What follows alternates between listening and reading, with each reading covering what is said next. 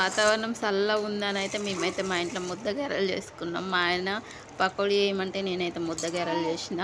మంచిగా వచ్చినాయి టేస్ట్ అయితే. బొబ్బరిపప్పు శనగపప్పు సమానంగా కలిపి ఒక గంట సేపు నానబెట్టుకున్న 2-3 సార్లు కడిగి అందులోనే పచ్చిమిర్చి, ఉల్లిగడ్డలు, ఎల్లిపాయలు, జీలకర్ర, ఉప్పు తగినంత వేసి మిక్సీకి కచ్చపచ్చ పట్టుకొని చిన్న చిన్న గారెల్లాగా ఒత్తి నూనెలో వేసి కాల్చుకున్నాం. మస్తున్నాయి గారెలు అయితే.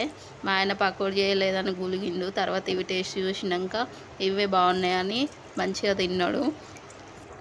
నేనైతే ఇవి ఫస్ట్ టైం ఇట్లా కలిపి చేసిన. ఎప్పుడైతే బొబ్బరిపప్పుతోనే చేసుకుంటాము, ఫస్ట్ టైం ఇట్లా శనగపప్పు కూడా కలిపి చేసిన. మంచిగా ఉంది. నేనైతే ఇందులో సోడా వేయను. సోడా వేస్తే ఏమవుతుందంటే నూనె అంతా పీల్చుకొని మొత్తం ఆయిల్ ఉంటుంది కాబట్టి నేను సోడా వేయ. కొంచెం గట్టిగానే ఉంటాయి కానీ మంచిగా టేస్ట్ ఉంటాయి.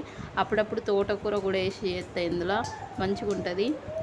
ఇదైతే మంచిగా ఎర్రగా గాలనియాలి. తెల్ల తీస్తేనైతే అస్సలు మంచిగా ఉండయి, పిండి పిండే ఉంటాయి. ఎర్రగా గాలినాక తీసుకొని తింటే చాలా మంచిగా ఉంటాయి. ఇవైతే మా ఆయన చాలా బాగున్నాయని ఒక 5, 6, 7 అనుకుంటున్నారా, ఒక 12-13 దాకా ఆయననే తిన్నాడు. మిగిలిన నేను తిన్నా. మా చిన్నోడైతే ఇవి మెల్లగా నోట్లో పెట్టుకొని సప్పరిస్తాడు. వాడు 1 ఇయర్ ఓడు. ఇదైతే మెల్లగా సపరించి కొంచెం అయితే లోపలికి పోయింది మన కడుపులకు. చూడండి ఎట్లా తీసుకుంటుండో. డాడీ ప్లేట్లో తీసుకోరా అంటే వచ్చి నాయే వేడి తీసుకుంటుండు. వాళ్ళ డాడీకి ఫస్ట్ వేసిన కాబట్టి అవి సల్లారనే తీసుకోరా అంటే నాయే తీసుకుంటుండు. మా ఛానల్ నచ్చితే